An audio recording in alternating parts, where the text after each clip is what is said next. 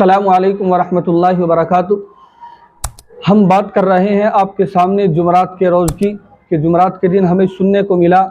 کہ عالم اسلام کی مایہ ناز شخصیت ایک عالم دین حضرت اقدس حضرت مولانا مفتی عبدالغنی صاحب ازہری الشاسی جو بادشاہی باغ میں ادارہ قائم کر رکھا تھا وہاں رہتے تھے، تو وہ ہر میدان میں اللہ تبارک و تعالیٰ نے ان کو کمال عطا کیا تھا، چاہے وہ فقہ کا میدان ہو، چاہے خطابت کا میدان ہو، چاہے کتابت کا میدان ہو، اور چاہے تصوف کا میدان ہو۔ اللہ تبارک و تعالیٰ نے ہر میدان کا علم ان کو نوازا تھا۔ اللہ تبارک و تعالیٰ نے بے شمار کمالات سے ان کو نواز رکھا تھا۔ تو ایک عالم کی موت عالم کی موت ہوتی ہے،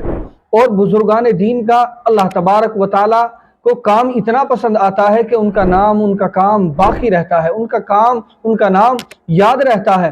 برسوں برس گزر جاتے ہیں لیکن بزرگان دین کا نام ہمیشہ باقی رہتا ہے۔ وجہ کیا ہوتی ہے کہ من کان للہ کان اللہ لہ، جو اللہ کا ہو جاتا ہے ہر چیز اس کی ہو جاتی ہے۔ جو اللہ کی مرضی کے مطابق زندگی گزارتا ہے اللہ تبارک و تعالی پھر اس کو ایسی عزت عطا فرماتے ہیں دنیاوی اعتبار سے بھی اور اخروی اعتبار سے بھی۔ میں آپ کو بتا دوں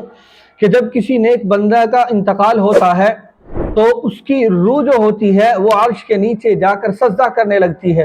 اور یہ ہمیں پتہ کہاں سے چلتا ہے؟ یہ ایک واقعے سے پتہ چلتا ہے۔ حضرت سعد بن معاذ رضی اللہ تعالیٰ عنہ ایک صحابی ہیں،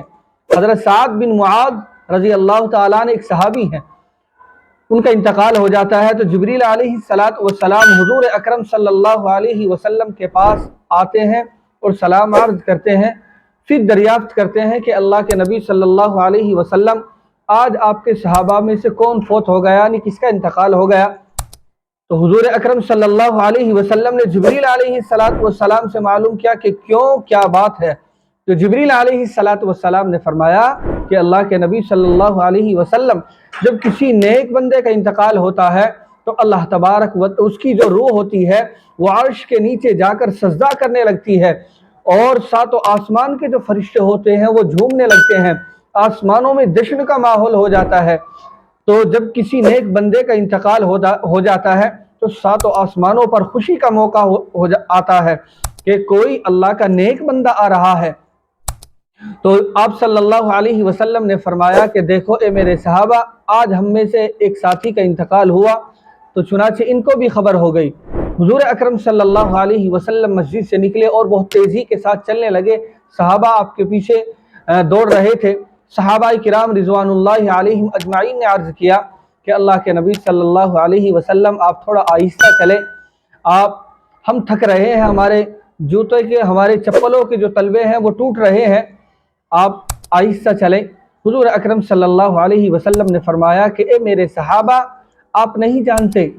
کہیں ایسا نہ ہو کہ ہمارے پہنچنے سے پہلے حضرت سعد بن معاذ رضی اللہ عنہ کو فرشتے غسل دے دے۔ تو حضور اکرم صلی اللہ علیہ وسلم جب وہاں پہنچے تو ایک کمرے میں جہاں حضرت سعد بن معاذ رضی اللہ عنہ کا جنازہ رکھا ہوا تھا، صحابہ کرام باہر کھڑے ہو گئے، حضور اکرم صلی اللہ علیہ وسلم کمرے میں داخل ہوئے تو دیکھا آپ صلی اللہ علیہ وسلم اس طرح جا رہے ہیں کمرے کے اندر جیسے سامنے سے کوئی آتا ہے تو اس کی سائیڈ کو چھوڑ دیا جاتا ہے، اس طرح سائیڈ بچا کر کمرے میں داخل ہوئے اور پھر کھڑے رہے، پھر کچھ دیر کے بعد بیٹھے۔ اب صحابہ کرام نے معلوم کیا کہ اللہ کے نبی صلی اللہ علیہ وسلم ہم نے آپ کو دیکھا کہ آپ جب کمرے میں داخل ہوئے تو اس طرح جگہ بچا بچا کر آپ داخل ہو رہے تھے، پھر آپ کچھ دیر کھڑا ہوئے، پھر اس کے بعد آپ بیٹھے۔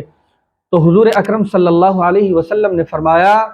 کہ آپ نہیں جانتے اے میرے صحابہ، پورا کمرہ فرشتوں سے کھچا کھچ بھرا ہوا تھا، تو مجھے بیٹھنے کے لیے جگہ نہیں مل رہی تھی، پھر ایک فرشتے نے اپنے پروں کو سکوڑا اور جب مجھے جگہ ملی پھر میں بیٹھا۔ تو دیکھو اللہ تبارک و تعالی اپنے نیک بندوں کو کس طرح عزت سے دنیا میں بھی اور آخرت میں بھی نوازتا ہے۔ تو ہمیں اس سے یہ سبق ملتا ہے کہ موت ایسی اٹل حقیقت ہے، ایسی سچی حقیقت ہے کہ اس سے کوئی انکار نہیں کر سکتا۔ کافر، مشرک، یہود و نصارہ کسی نے انکار نہ کیا اور نہ کر سکتا ہے، نبی، ولی، کوئی اس موت سے نہیں بچ سکا۔ تو چنانچہ ہمیں اس موت کی تیاری ایسی کرنی چاہیے کہ ہماری دنیاوی زندگی اللہ کی مرضی کے مطابق گزرے۔ یہ دنیا کی زندگی ہمارے لیے دارالعمل ہے، اور پھر یہاں سے جانے کے بعد پھر دارالجزا ہے، پھر وہاں ہمیں عمل کا موقع نہیں ملے گا۔ جیسے ہمارے اعمال ویسا ہمارے ساتھ فیصلہ کیا جائے گا۔ اور کسی شاعر نے کیا خوب کہا کہ فکر دنیا کر کے دیکھا فکر عقبا کر کے دیکھ، فکر دنیا کر کے دیکھا فکر عقبا کر کے دیکھ، اور سب کو اپنا کر کے دیکھا رب کو اپنا کر کے دیکھ۔ تو ہمیں اپنے اکابرین کے طرز عمل کو پڑھنا چاہیے، ہمیں اپنے بزرگان دین کے طریقے کو دیکھنا چاہیے اور